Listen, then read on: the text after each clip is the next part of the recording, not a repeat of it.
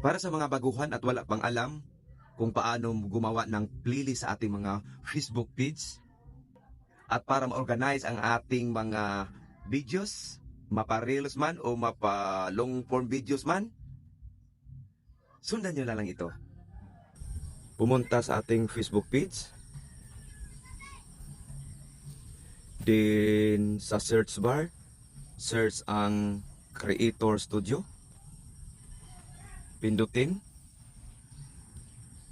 then buksan ang Creator Studio, katapos hanapin sa baba ang all tools dito sa left side.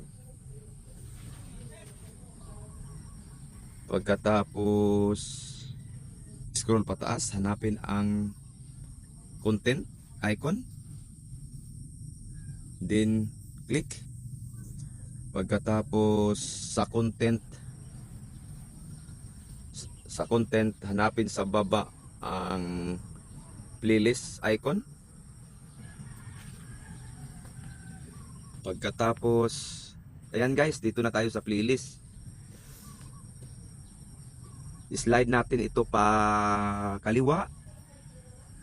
Then dito sa create playlist, pindutin. Dito guys, may dalawa tayong pagpipilian. Depende na yan sa inyo kung anong video ang gawin nyo.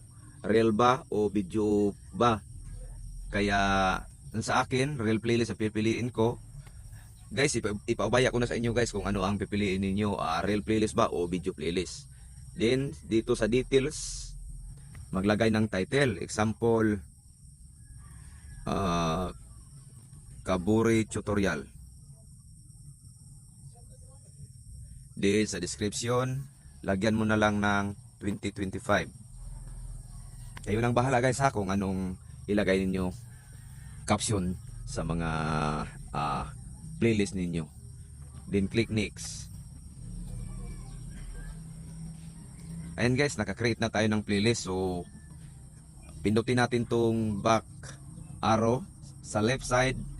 Then click Creator Studio ulit. Pagkatapos i-close mo yung X icon, pindutin para makita natin ang whole pictures ng Meta Business Suite. Then click mo uli ang all tools. Pagkatapos click mo uli yung content. At dito rin sa content, save in icon from the top, pindutin ang playlist icon. Ayan guys, nakita na natin yung ginawa nating playlist, Kaburi Tutorial. Okay na tayo guys, tapos na tayo guys. All one share.